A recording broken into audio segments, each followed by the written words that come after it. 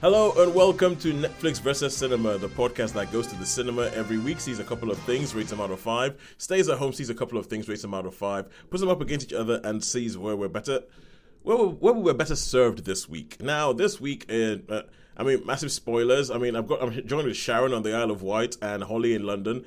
Sharon, you want to tell everybody what the massive spoiler is this week? We haven't seen anything at the cinema. We have seen nothing at the cinema. We have seen nothing at the cinema because I think we all sort of all together. Wins. Yeah, yes. Streaming, Netflix and Friends win. Netflix and Friends win this week because I usually say in this intro, we weigh them up against each other and we see whether it was worth leaving a house this week. And seeing as the only thing that was in the cinema was the remake, legacy sequel of I Know What You Did Last Summer, we seem to have, across the board, decided that it was not worth leaving the house this week and just stay at home because I have used the terms life is too short when it comes to watching, because I haven't even seen the first one. I didn't like it the first time it came around, and now they've come up with this sequel that I don't think is going to be any good. So this is where you can tell we're not paid for this. Because we're not paid for this because I'm not bothered. I can't be bothered right now. Life's too short. I'm staying at home. And so yes, we have nothing at cinema this week. But that was Sharon on the Isle of Wight. That's Holly, a London correspondent, who is furiously looking up what she's watched at home this week. Because what we're going to do this week is that the nature of when we chose this format for our podcast, Netflix vs. Cinema, there was something that we realized, that there is a lot, at any point in time, there is a lot more. There is infinitely more stuff on streaming, on Netflix and its fellow platforms to see than there is in cinema. Which means that we end up with a backlog of things because we try and say one thing in cinema, one thing on streaming, one thing in cinema, one thing on streaming. We try and say that, but we end up with a backlog of things that we have seen at home, but we haven't spoken about because there's just too much and we've run out of time. So this week we are going to go through and have a look at some of the things that we have seen on streaming. But first, Holly, I say we have never been to the cinema, but since the last time you were on the show, you have seen Superman. I have. The James Gunn talking about rebooting the whole DC thing and everything like that. And apart from our review of Superman that we put up online, getting me a compliment this week because somebody was questioning or was just inquiring about my skincare regime. Oh, I didn't see that comment. I know. My cousin Tosin, I sent him the video review, and he just sort of said, "By the way, what is your skincare regime? Because is it just lighting and you're looking good?" To which I was like, "Oh, why? Thank you." Well, and before I could answer about my skincare regime, Claudia looked at me and said, "What is that on your face?" Which let me know that it was totally the lighting and the camera. It is. Indeed. Yes. I can provide skincare recommendations for him if required. Yeah. Well, we shall see. But let us go first to what did you think of Superman? This weirdly divisive film. So I will start with saying I am not a general Superman obsessive. Yeah. I have not watched all of the Superman films. I have watched Justice League, both versions of it. Mm-hmm. But I can't remember what happens in it. Yeah, because it uninspired me. It was like literal anti-inspiration. I was so bored by it. I have no recollection of it, which is probably a good thing. So after just talking about echo chambers, I'm agreeing with absolutely everything you just said. Yes. Yes, it is. It is our echo chamber here. So, but I went into Superman, therefore, with minimal understanding of what had happened in recent films, / none, because, well, it's a reboot, so those films don't matter anymore. Exactly. For this film. And I enjoyed it. Yes. I found it was fun. Yes. It falls firmly into my category of, was it the best thing I've ever seen? No. Was I expecting it to be? No. Did it bring me the sort of joy I hoped it would bring me? Yes. Did I like the dog? Absolutely. Who doesn't like the dog? I very, very much liked the very end. Oh yeah. That brought me also joy. I thought it was a really fun film. It's not going to change the world, but if it were trying to change the world, I'd be quite concerned. Yeah. And I don't quite understand why it's managed to attract controversy except amongst over being pro-immigrant, except among people who are weirdly really anti-immigrant. Yeah. I think it says more about the viewer in those cases than it does about the film. I think that there's an overlap in the sort of Venn diagram of people who have sort of like, shall I say, right wing views, and people who really, really liked Zack Snyder's vision of the Justice League and everything like that. Mm-hmm. They just seem to be this sort of, to use that hackneyed word, toxic thing around that whole thing. So, Yes. And I think that there were some people who decided before this film ever came out, once it wasn't Zack Snyder anymore, that they were going to hate it. There were just people who decided that they were going to hate it. Thankfully, there's a lot more people who've actually watched the film and gone, hang on a second, this is good. And so it's doing quite well at the box office, which I'm quite happy with. Because, as I said, a hopeful, optimistic Superman, I am 100% there for. Because Yes. I was trying to explain it to my cousin, because she was asking her, she was like, I don't understand what people have been saying weird things about that. And the way I put it is like, well, let's put it this way: Superman is basically Jesus. and this sort of leans into that whole thing of somebody who is just, whatever happens, it's kind of like somebody who is being good and will continue to be good regardless of what is thrown in their face. And regardless of what's thrown in their face, we'll continue to be good, we'll continue to be hopeful, we'll continue to be optimistic, and we'll continue to just sort of think the best of humanity, which is what Superman's at his best. And I think in the past version of Superman, the director, Zack Snyder, just kind of thought, well, that's stupid.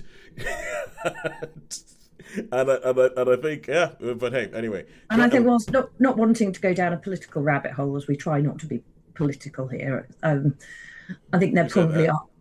Yeah, well, I know we just say no talking about religion or politics, as we've already established. Who said that? No idea.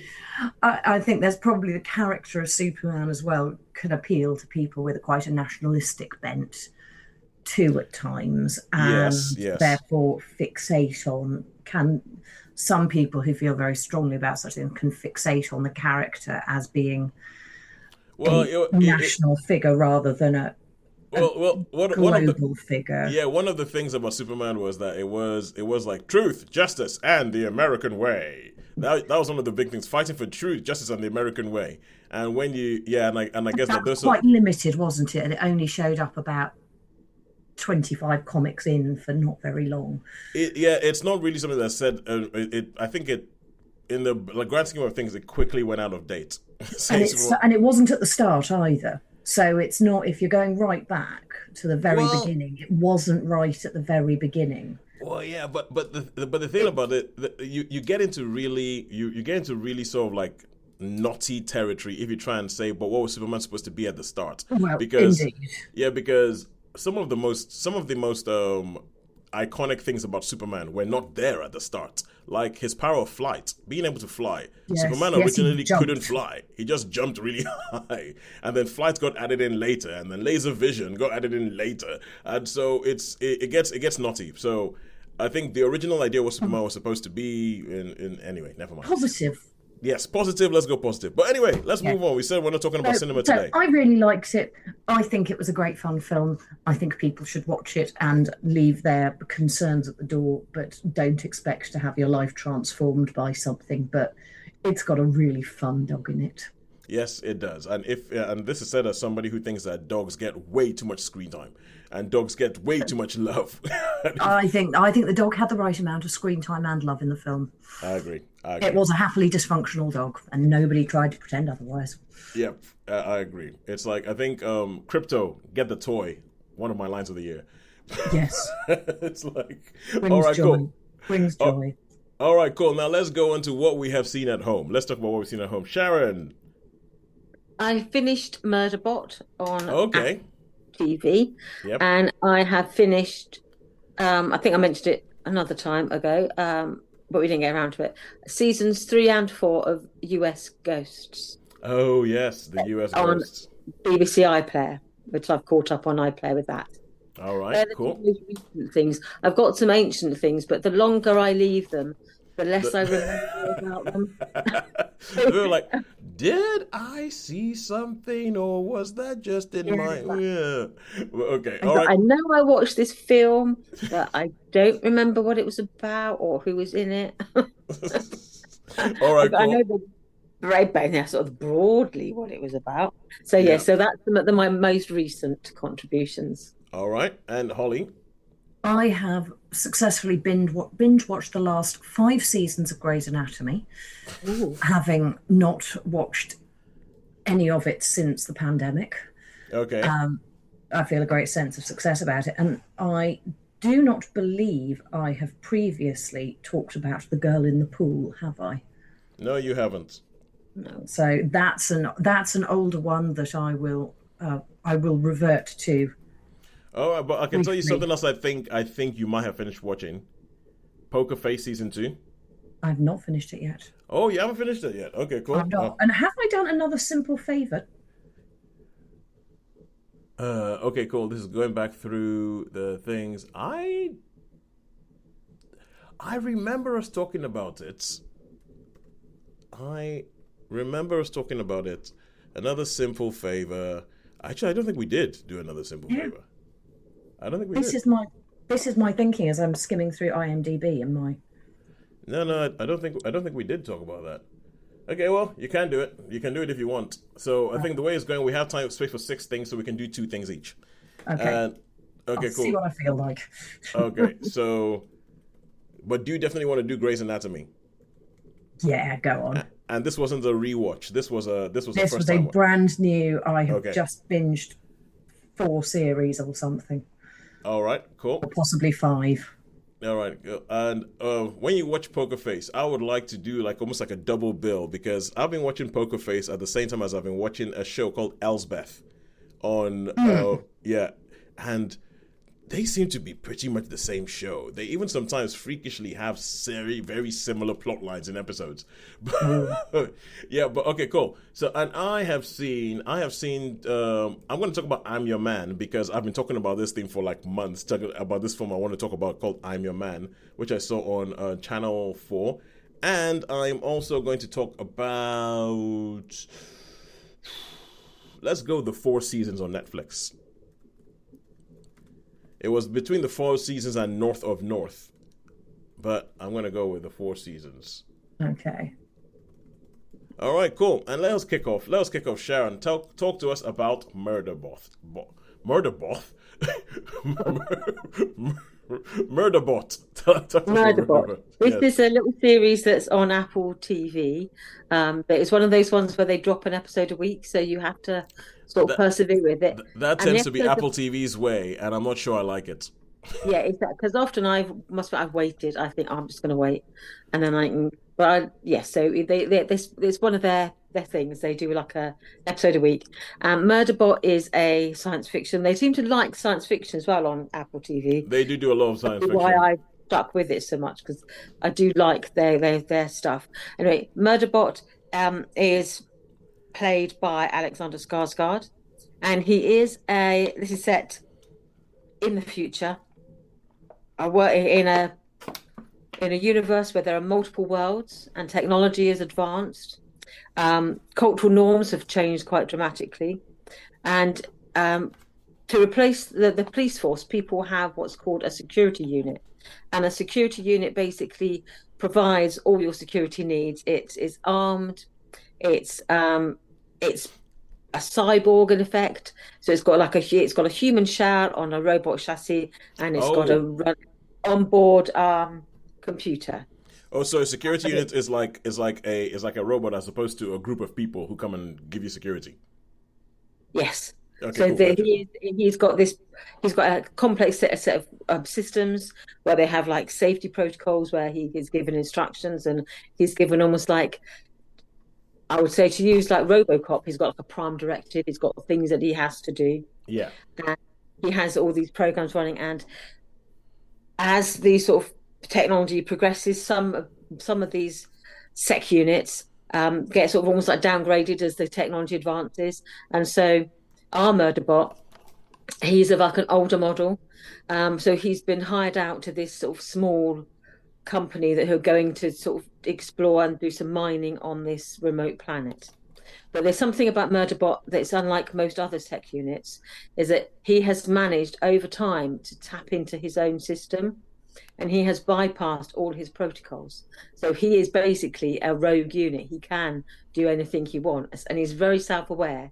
There's a whole series, there's a commentary about the people around him, the people, his employees, and how utterly indifferent he is actually to people and their personal habits, and he finds most people sort of annoying rather than anything.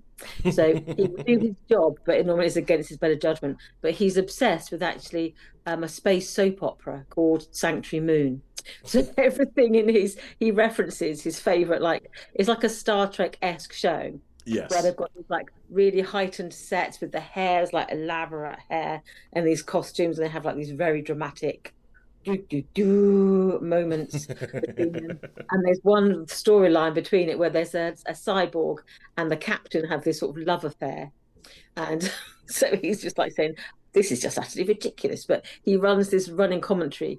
But whenever he has to interact with people, he goes, well, actually in episode 455 of Sanctuary Moon they said this, so he'll then say some lines from Sanctuary to interact with people, because he just doesn't really get what people are like. Yeah. So that's about Murderbot, and that's what he calls himself when he's become self-aware, that he knows that he's a killing machine. So that's his own nickname for himself. But as the story progresses, the group of people he's with are sent to this planet, and there's something else going on there. They found something anomalous, but they weren't expecting. Yeah. And then these other sort of sec units and this other group of people start attacking them. So you have this sort of running drama of have they got a spy? What is the nature of the thing that they saw? What's the nature of the planet? Who are these people and what are they after? So you have got this sort of mystery running through it as well.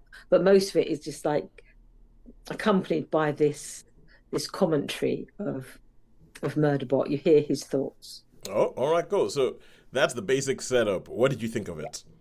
I actually really enjoyed it because when it's only half an hour long, I find them a bit like, oh, just get on with it. But actually, I find it likable. I found the characters likable, even though sometimes I couldn't quite work out. There's you got like sort of 5 or 6 humans, and then there's like an enhanced human, and then you've got murder. So you get to sort of, and so sometimes I couldn't quite catch what their names were, and I was thinking, what's your name again? Who are you? And where it's like an episode a week, something dramatic happens each week. You have to sort of remember, okay, what was happening last week? Because these are these short episodes. But I quite like the fact that after a while that they were these sort of short, sort of pithy half-hour episodes. There's humour in it. There's shocks in it. People sort of die that you don't necessarily expecting them to, and there's a few moments of, as Sean would say, some action, sort of pinging about. So I enjoyed it. I thought it was very well done. Certainly worth half an hour of anyone's time of an afternoon to watch it, and lots of fun. So how many stars? I would say, to me, it's verging between a 3 and a 4, so I probably end up going a high 3. But certainly entertaining, worth a watch. I enjoyed it. All right, cool. High 3. I think a half-hour show is half-hour shows are a bit at a premium at the moment. I think if a show is a half-hour long, I will give it a chance much more, so that the number of times I've switched onto something and gone, let's watch 58 minutes. But half an hour, I'm like, oh yeah, okay, yeah, I'll try that out. So yeah. But they do seem to be a bit of a premium in the streaming age. Right, cool. And so with that, let us go on to Holly, turning back the clock and watching Grey's Anatomy. This is not a rewatch of these seasons. Not a rewatch. You're catching up with 5 years of Grey's Anatomy. Yes, so it's 4 series I've watched. I've just checked. I've watched 16, 17, 18, 19. Did I start with 16? Is it 5 series? Oh, it might be 5 series. I haven't seen any, so you might have to fill me in from the beginning. Pandemic to present. We've just finished season 21. It's been going a long time. Okay, yeah, exactly. It's been going a very long time. And let me hold my hand up and say I do have an anti-Grey's Anatomy bias. All right, I have an anti-Grey's Anatomy bias. For my money, it's pretty much a soap opera in a hospital, and I can't believe it's been going on all these years. How many times can they tell the same storyline or give you a slight thing on a different? But anyway, so because Is it still going though? Is it a live thing? Is it still they're still pumping them out? They're still pumping them out. Season 22 starts in October. It is the live action Simpsons with none of the laughs. So it's been going on for 22 years then, effectively. Yes, it started the same year as Scrubs, and I started the same year as Scrubs, and I remember I started watching them at the beginning. And even in Scrubs, there's bits where they laugh, they make fun of Grey's Anatomy during Scrubs because they say like it's like somebody essentially just. I think JD has a line where he says like somebody watched the lives and put them on TV, saying that Grey's Anatomy was just sort of like copying Scrubs, but with the more dramatic bent. But I thought Scrubs. So tell me, Holly, tell us what is happening. Very quick summary. Yes, what is Meredith Grey getting up to 20 years in? A 21 series, a 21 season series, a hospital drama by Shonda Rhimes that is set in a hospital in Seattle, and it begins at the very, very, very start with and now my mind goes completely blank and I forget Meredith Grey. Well, I was thinking who plays her. Meredith Grey. Ellen Pompeo. Ellen Pompeo playing Meredith Grey, the eponymous doctor from the series, whilst it also references the medical Bible, anatomy book. Yeah.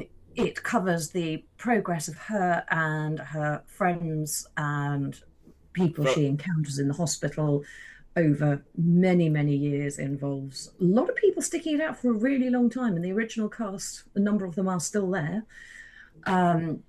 Good and bad, exciting things happening, disconcerting numbers of exciting things. I mean, I lose track of the number of potential plane crashes they can have, and fires, and car crashes, and train crashes, and all, and people who work in the hospital being in peril, and people shooting people in the hospital, and yeah.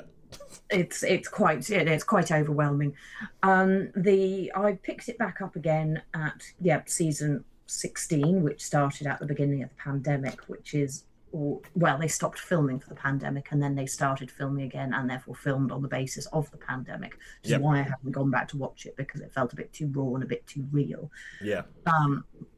Once working through that, it continues to be a very enjoyable TV series that is ultimately bit of a, not quite a soap opera, but not far off a soap opera in a hospital, with a good cast, some interesting medicine, much of which is based upon is not inaccurate, which is always pleasing. It's a cast of generally very pretty looking people, which as Shonda Rhimes series invariably are, and it's a solid watch. It's well constructed, it's well written, it's well acted. The cast are have standalone independent careers. You'll see them in other places doing decent roles, and it's managed to stand the test of time, because keeping going for 21 seasons is something of an achievement in this day and age for anything that's not a classic soap. Yeah, I mean, to be honest with you, it is an achievement. It is a very big achievement, and it means that they have found something that works. And even with my anti-Grey's Anatomy bias, I can recognize that. Look, that is impressive to do that. It's just... And also the show was something of a star maker, in that there were people who started in the original group of residents. You had Katherine Heigl, you had Sandra Oh, who pretty much got launched into public consciousness with Grey's Anatomy, and then went on to other things, went to other bigger things. And you had Patrick Dempsey. It was what actually brought Patrick Dempsey back from sort of 80s heartthrob to grown-up McDreamy status, where everybody this is the McDreamy show. If anybody, because there'll be people who have heard the term McDreamy and don't know where it comes from. That comes from That'd be Sharon. So McDreamy, ever anybody refer to somebody as McDreamy, they're talking Yes. about Patrick Dempsey's character in Grey's Anatomy, the early seasons. It was what relaunched him, brought him back to public consciousness, and he got to the point where he got big enough to leave the show.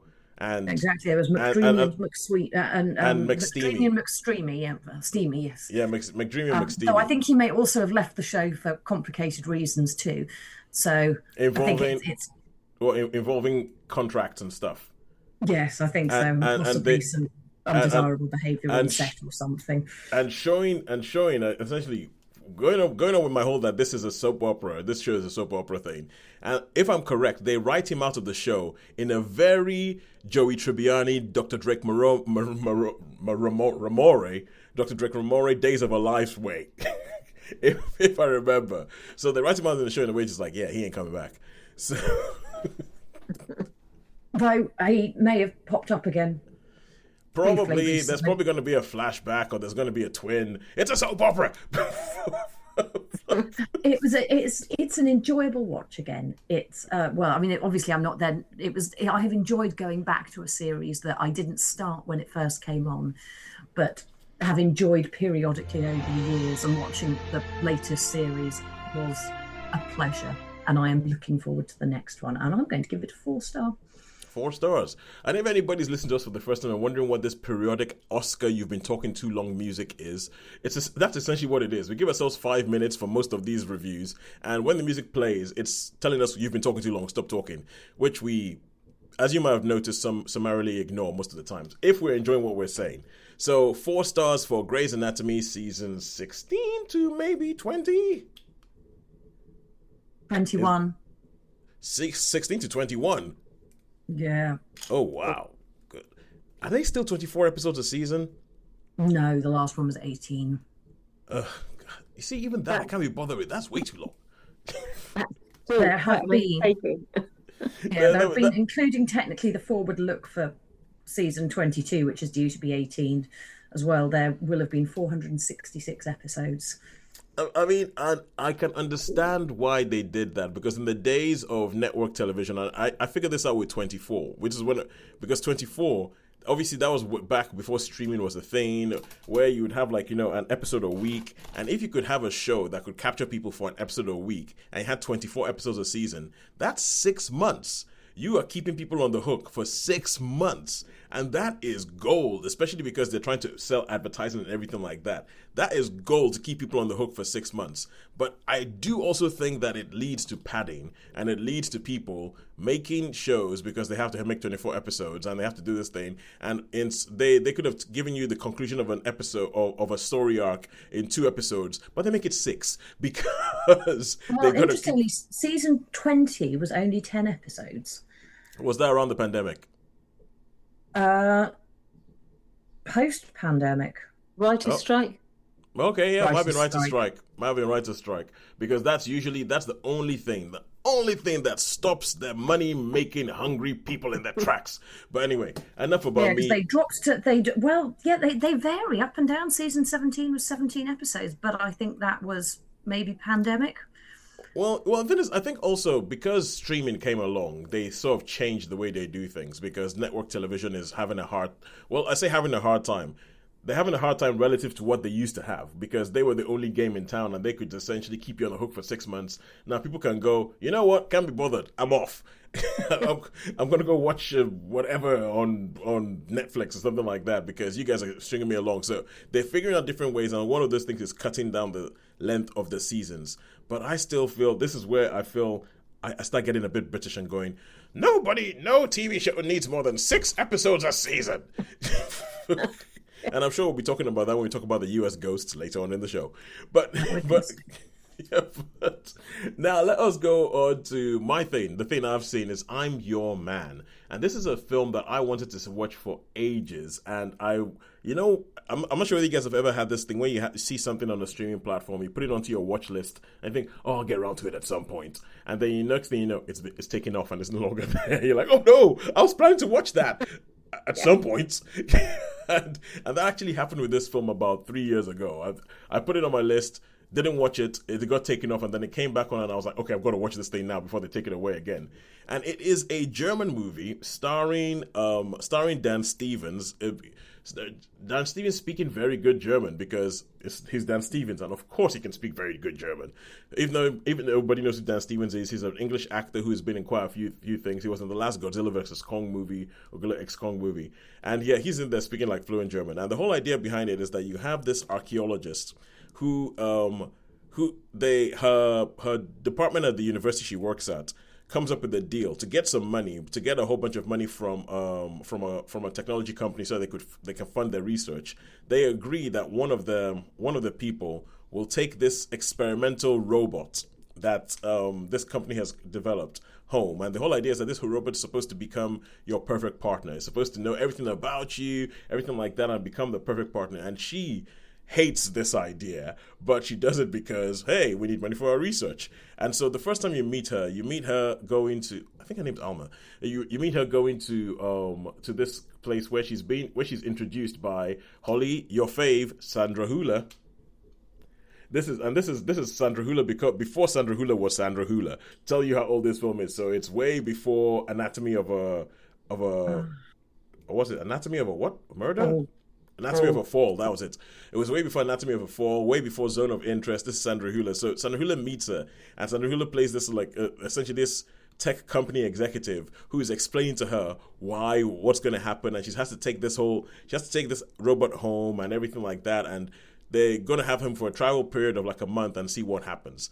And she goes home and she is resentful of this thing in the house, and he's doing everything because he's like, studied everything about her and all that. And he's essentially, as what all these AI things are, he's essentially like a glorified phone. He's like a walking, talking phone. So he sort of like tells her about the weather, tells her about her research. He's asking, should I be not so smart when we go to a party or anything like that? And it's about little by little how in her mind it's. I don't think it's a spoiler to say it's in her mind how the lines between this thing being a machine that's in my house and then her beginning to open up and relate to this machine, how those lines start getting blurred, and how she's kind of like, okay, at what point is this just human? At what point am I just having a human interaction with something that isn't human?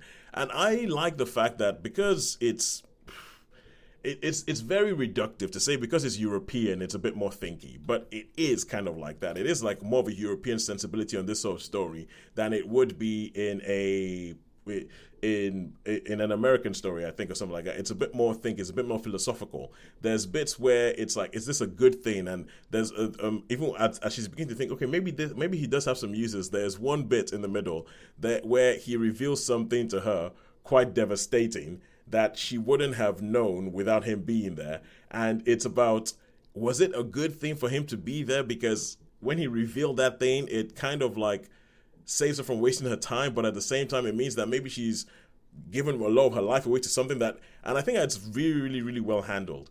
And I would recommend it to anybody. I think it's really, really good. I think the performances are great. I mean, Sharon, a while back, we were talking about a show. We're talking about the difficulty of gauging a performance in a language you don't speak. Yeah. and whether you look at it and you go, well, I think that's a great performance, but I have absolutely no idea how they're delivering those lines. All I do is I'm reading those things and I'm thinking, oh, that's good. Ooh, I like the way that goes on. But I'm trying to remember the lady's name. I'm Your Man. It's a 2021 film, because she is brilliant in it. It's Maren Eggert. Yeah, starring Maren Eggert and Dan Stevens. And I would recommend this film. I would give it a 4 out of 5. I think it's really, really good. And it ends in that kind of, going to use that word again, European way. Where it's kind of, because I feel like European films have, I think they seek to reflect life more so. They're not so much about wish fulfillment. They're about, let's raise a question and bye, we'll leave you with that question and we'll head off. So it ends in a kind of like ambiguous way where you're not entirely sure what the path forward is for these two, as to whether it's in the bits that in areas it's sort of like focused like a romantic comedy, and sometimes it's like, like a tech thing. But I think there's a friend of mine, Mike Browner, who does a lot of talk about technology and what we're doing in Hue, and he's one of his talks is all about AI relationships and, like, you know, people having AI girlfriends and stuff like that. And I think this would be a great conversation thing for that kind of stuff, about what would it look like if you had somebody who was being encouraged, quite frankly, to have a relationship with an AI. And it's directed by Maria Schrader, but I would give it 4 out of 5. I would say it's really worth your time, and it's on Channel 4 at the moment. So I'm your man. By the way, Dan Stevens has been in everything. I mean, if once you see his face, there's something that you will watch that he would have been in. Everything from the horror movie The Guest to Downton Abbey. Yeah, Downton Abbey, Annabelle, Beauty and the Beast. Yes, Beauty and the Beast. He was the Beast. Beauty and the Beast. He was the Russian entry in Eurovision with. He was. Oh, he was marvelous in that, wasn't he? Yeah, Dan Stevens has been in everything, and the guy is eclectic, and I feel like he's the kind of person who I think gets bored quick. I think that Steven gets bored quick, and just kind of like, I want to do something that's totally different from the last thing I did, and he doesn't do it. I mean, I feel like he's played. No, he hasn't. I'm making that up. He was in Abigail, but he hasn't played Dracula. Not that I can think of. Anyway. No, I don't think he has. No, okay, so give it time. He may yet. Give it time. He will come around and he will play. But he has a Dracula face. Anyway, now let's go U.S. Ghost. Let's talk about the U.S. Ghost. The seasons 3 and 4 of U.S. Ghosts. So yeah, talking about American shows that extend something and how, like, there should have no TV show needs to be more than 6 episodes. But talk to us about U.S. Ghosts. Yeah, because I think you can't help but do a compare and contrast with the British Ghosts. But, you know, British Ghosts, even though it's like 5 seasons, they're only like 6 episodes per season. So I think by season 2 of US Ghosts, they'd done more than 5 years worth of British Ghosts. Yes. And I think it does the US version no favors if you compare them, because I think the approach to them is completely different. With British drama and comedy, I think it's a very fine line in British humour and I think British sensibilities between that tragedy and comedy. So in all what we regard as all sort of really good humour, there's got to be that element of pathos in it, or there's got to be that element of sort of reality in it. Yeah. So in the British Ghost, there is that. You see their life, these comic characters, but then in a flash, you see the sort of tragedy of their past lives, and then they'll say something that'll be wrong with laughter. So you can go from one to the other really quickly. And I think just to say the episode of British Ghost where they talk about Pat, and what happened with Pat. That, oh my God, that is heartbreaking. It goes from devastating to being really funny. Yeah, I know. And it works because I think that's our sensibility. So I think in the early seasons, I think they tried to copy the British version, and I don't think it was always successful. I think, but in seasons 3 and 4 of Ghost, I think they found their own rhythm, and I think they found their own voice in it, and I think it's much better for it. Because I was a bit put off the first couple of seasons of Ghosts, because they did a lot of like romantic sort of couplings in the US Ghosts. Yeah, where they were like pairing up, and there's a lot of flirtations, there's a lot of sort of relationships, and I was just like, it's an American comedy trope. So yeah, I thought no, you can't do that. And in season 3, I thought, well, do I really want to go back into it? But then I thought, no, I will. And I think I'm glad I did, because I think it's found its own voice, and it's not trying to reference its sort of its parent. It's finding its own feet. It's fully independent, and so you see the ghosts in the manor and with they're having a B&B, but their relationships of like they have built on it.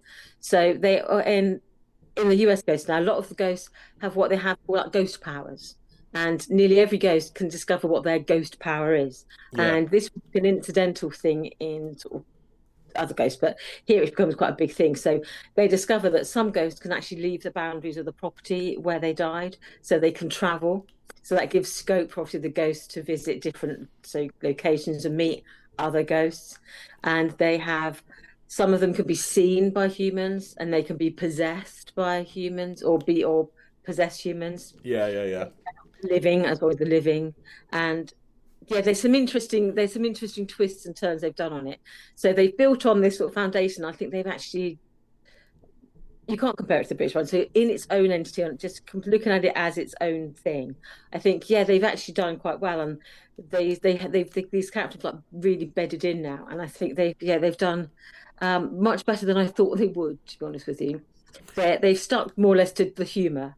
Yeah. You don't have that element that I don't think that works. So it is just humorous. It's very short. Some of the episodes are sort of 25, 30 minutes long. Speaking my language.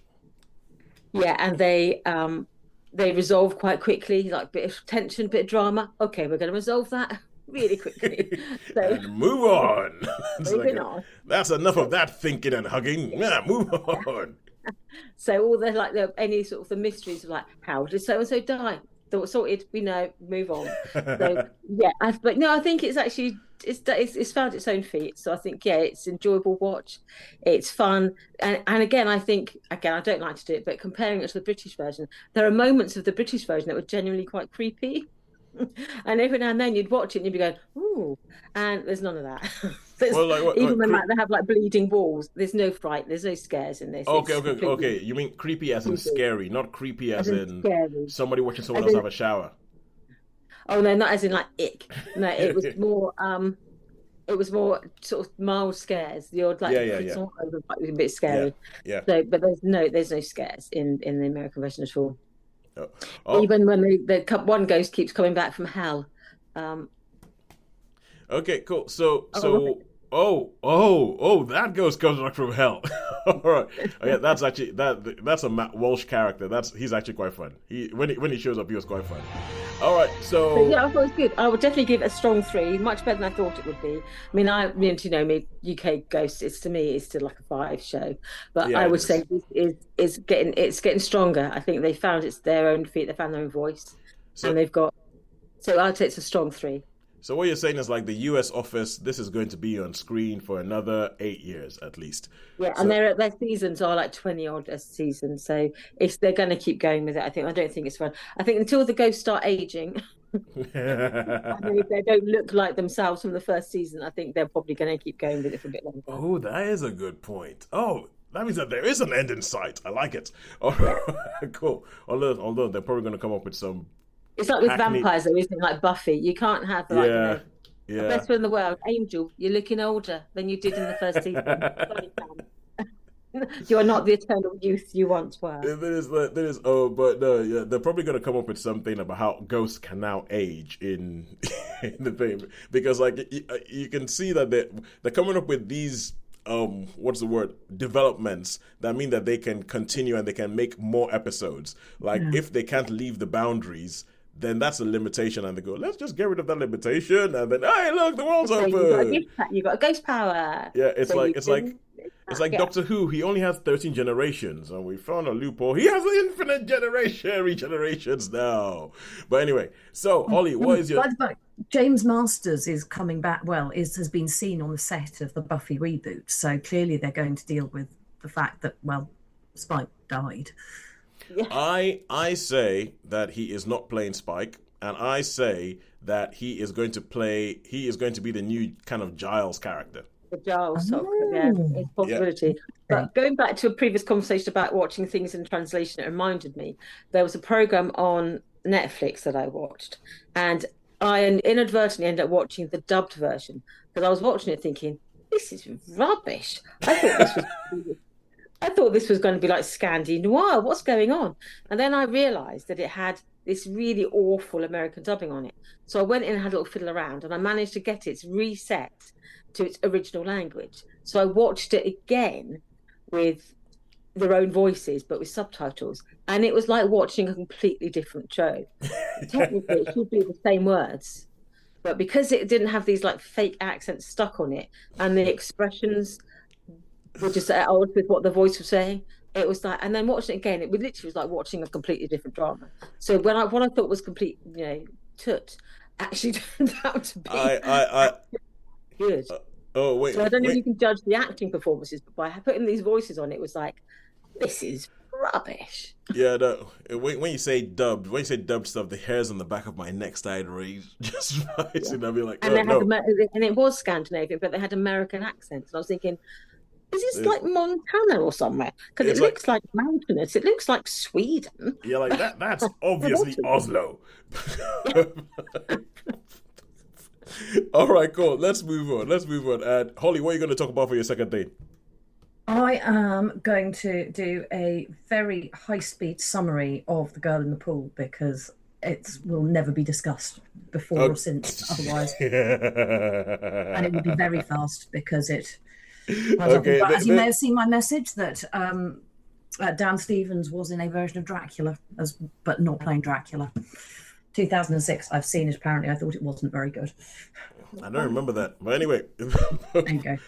Okay, but anyway, carry away. But this even with the title and everything like that, this has the whiff of a kind of show that you might try and get me to watch, and I would resolutely refuse to watch. So, so tell us about The Girl in the Pool. Not even vaguely. A Girl in the Pool is a film that showed up on, I think, Netflix, starring Freddie Prinze Jr. as a married man who is having an affair with a very young, very attractive woman.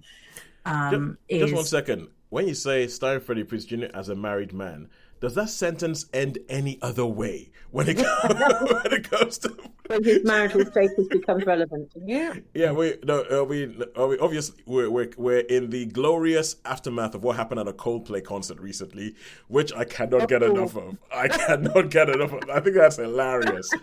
I think that's absolutely hilarious. But and the memes that are coming out about that. But I just years of oh fun my to be god, had there. years of fun. I cannot stop laughing. But I just thought the way you said Freddie Prinze as a married man, I was. Yes. So Freddie Prinze Jr. is married and is having an affair with a very young, very attractive girl. Frankly, he is, as I said, married. He has a son and a wife, and next door neighbours and stuff, and a not terribly happy marriage. On the day of his birthday, they are going to be hosting a party for his birthday. The young lady comes round and they are having a dalliance in the pool. He steps away from the pool, comes back, and she's dead. Oh. And what happened? And, the drama, the excitement. What did the neighbour's child with the drone see? What does the wife know? What happens with the wife's family? Because the wife's father doesn't like Freddie Prinze Jr., which is unsurprising because he's a very unappealing character in this. How is it all going to hang together? What has happened to the girl who he found dead in the pool and is now hidden the body of? Did we fall asleep and wake up in the 90s by any chance? Possibly, yes. Yes, we may well have done so. It is a deeply boring film. My lack of care about what happened knows no bounds. It's the level of boredom. I remember more of it, I grant you, than Zack Snyder's Justice League, but that's not Running with faint praise. Indeed. And it's not the lowest achievement of the day, but it is right up there.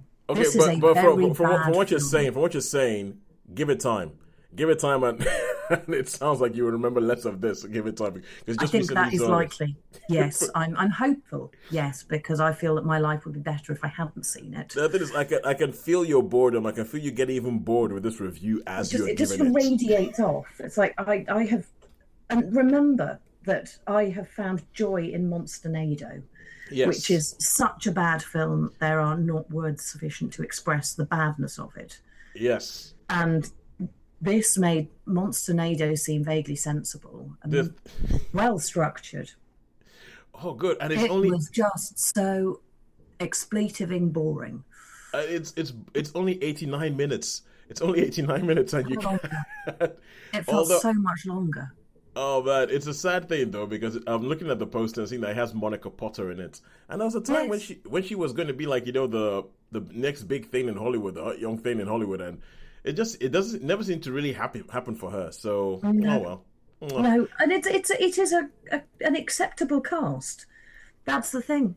Okay, It's I mean it's not an amazing cast, but it's it's quite reasonable. It's got people in it where you think, oh yes, this person is competent. yeah, Kevin Pollak. Yeah, Kevin exactly. Pollak. I'm guessing he plays the father who doesn't like Freddie Prinze Jr. Yes, I believe so. Yeah, that's classic.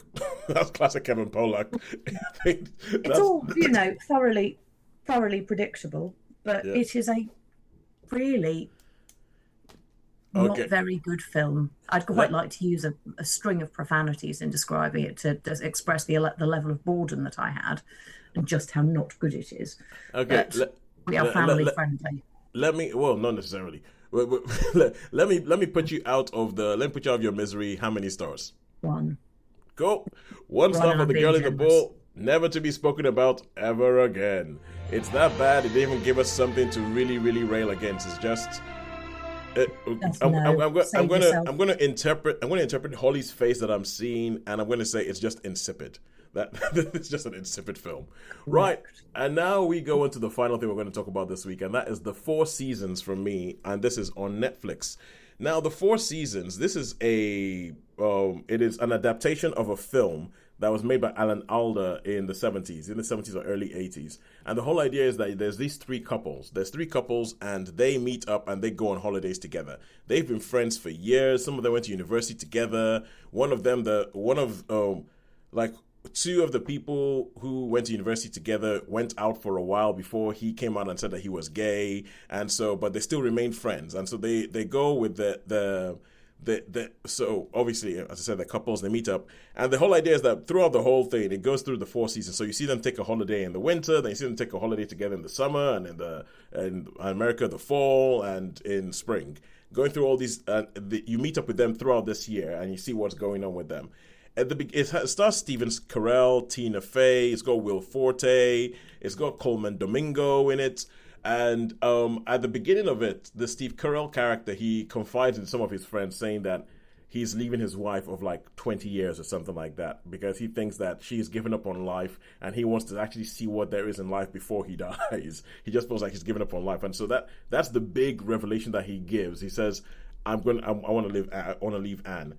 And the complication being that the first meeting that they have, when they meet up for this holiday, they are meeting around their 20 whatever year wedding anniversary. So it's supposed to be the wedding anniversary, and she's like, it's a wedding anniversary. And he's like, I want to leave her, but he hasn't told her, and it becomes this whole thing about how little by little the whole friendship group find out about the fact that he wants to leave this long-standing marriage, and then it's about, oh, do we tell her? Do we not tell her? What happens? All that kind of stuff. And it goes on throughout for the years, as you can see. So each time you come back, you can see that there have been some complications in the time, or there've been some developments in the time period since you last saw them. So it's 8 episodes. Each 2 episodes are dedicated to one holiday. So the first 2 episodes are dedicated to the first holiday that they take, and then so on and so forth. And this is one of those things that is really talking about relationships and long-standing relationships and why people stay together, and is it worth staying together? And even though you might look at a relationship and you might be thinking, what the heck is the attraction there? You're not in it, so you don't really know what's going on in there. And it's quite grown up. This is one of those things that people might say, oh, they don't really make things for grown-up people anymore, for adults and everything like that. But it's very, very grown up with it, because this is talking about, it's not about first love or love at first sight or falling in love or like having a random crazy affair. It's dealing with deep-seated sort of like maybe resentments that people might have for their partners over the years. And I think it's just really, really, really well done. I think everybody in it is uniformly excellent. I feel like there's all the characters in it you believe, even characters that are a bit more outlandish and out there, because the Coleman Domingo character, because Coleman Domingo and his husband, the husband is somebody who is like added to the friendship group, isn't like part of the core of the friendship group, but he's added to the friendship group, even though he's been there for like years and everything. And he is a very big character. He's like, one of those on the sort of like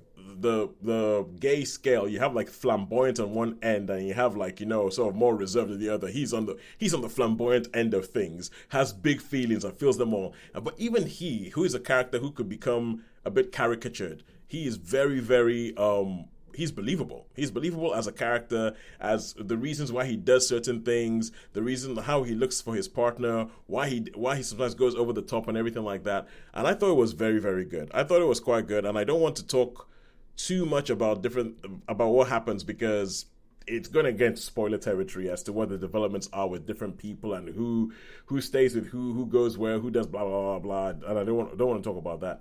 But I think it is great. It is grown up. If you want something where things are not necessarily going to blow up, even though one thing does blow up. One thing does blow up. So things are necessarily going to blow up, but it's all about people later in life trying to figure out what they're going to do. And it's the kind of thing where the way it ends, it sort of rounds up a story, and it ends in a way that kind of like sort of says, there's more, come back for season 2. And I was kind of like, no, but this is the way you do that. This is the way you do that. You've resolved a whole bunch of things, but you said there's still more with this group of characters, that there's more story to tell. And I'm like, I would come back to see more of this group of characters. I would come back to see what they're doing with the next thing. But because you have resolved the storyline here, we know what happened. This is an end. And then there's something else that might mean there's a new beginning that might be worth coming back for. So I would give it 4 out of 5. I would give the 4 seasons on Netflix 4 out of 5, and I would recommend that you all watch it, because I think you would enjoy it. Adding it to the list. Yep, and that's me done. And I just wanted to say the other 2 people who I did not mention who are part of the cast. There's Kenny Silver, who's Anne, who's the wife that Steve Carell wants to break up with, and she is. I've only ever seen her in the TV show Superstore. But I think that this is great because this gives her a lot more to do. She's a lot less of a. She starts off looking like a bit like a sad sack caricature, but as the series develops, there's a lot more to that character. There's a lot more to Anna, and I really liked her. And Marco Calvani as Claude, who is the sort of like really flamboyant gay husband who's just kind of like, but you're like, no, as it goes along, there's so much heart to that character that I absolutely loved. So, yep, that's it. The 4 seasons, 4 stars. So, who do you think has won this week? Netflix or cinema? I have a sneaking suspicion it might be Netflix, you know. What? Cinema, pull your finger out.